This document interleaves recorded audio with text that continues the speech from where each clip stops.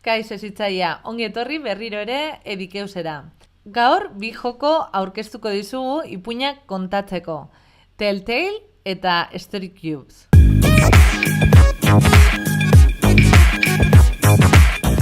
Baina ezer baino lehen, gure bloga bizitatzera gonbidatu nahi zaitut, bideo hau artikulu baten partea baita, non hemen aurkeztuko dizugun jokuak era didaktikoan erabiltzeko hainbat ideia emango dizkizugu. Eta gainera, ziur gustatuko zaizun opari bat aurkituko duzu bertan. Eta orain bai, goazen hastera. Telltale jokuarekin hasiko gara. Karta joko bat da, eta guk ingelesez daukagu, baina horrek ez du azola, irudiekin jolastuko dugulako eta ez hitzekin. Egileak 5 urtetik aurrera gomendatzen du eta jokalari batetik 5 pentsatuta dago. Baina guk 4 urteko umeekin probatu dugu eta primeran ibili gara. Goazen pakete zabaltzera.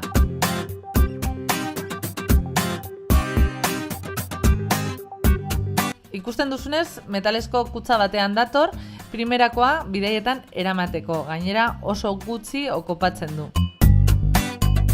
Kutxa zabaltzen dugu eta pegatina bat topatzen dugu. Eta argibideak non 4 jolasteko era ezberdina proposatzen dizkigute. Hemen ditugu kartak eta ikusten dituzuenez, karta borobilak dira. Ateratzen ditugu.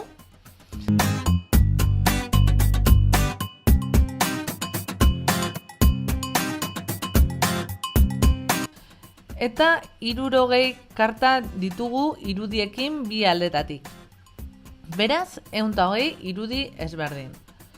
Gure blogean kartak erabiltzeko hainbat ideia ematen dizkizugu, aukera anitzak ematen dituen joku bat baita.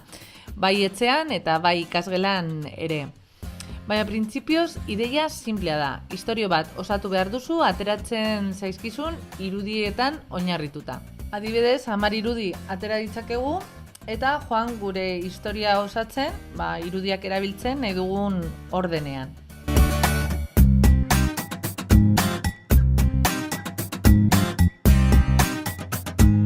Aurkezten dizugun bigarren jokoa Story Cubes da.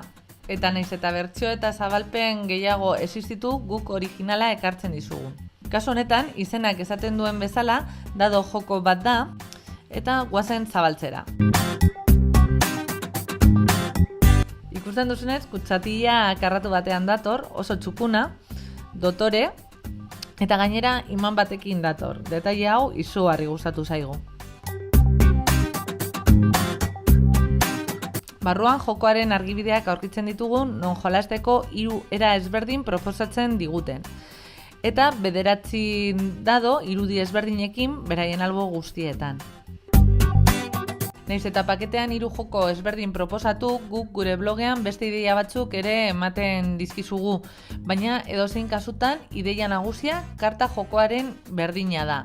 Dadoa botatzean datza eta istorio bat osatu atera diren irudiekin. Erreza, ezta?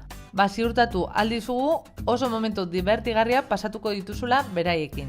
Bi joko honetaz gain, Story Cubes antzeko joko bat topatu dugu Tiger dendetan, baina kasu honetan 9 dadon ordez 6 dadoekin.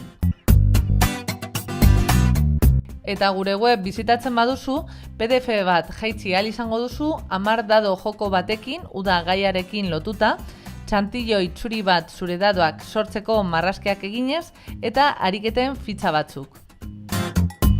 Eta hau izan da dana gaurkoz. Bideoa gustatu bazaizu, mesedez like-eri eman gu jakiteko eta harpidetu zaitez kanalera hurrengo bideoak ez galtzeko. Hurrengo arte. Agur!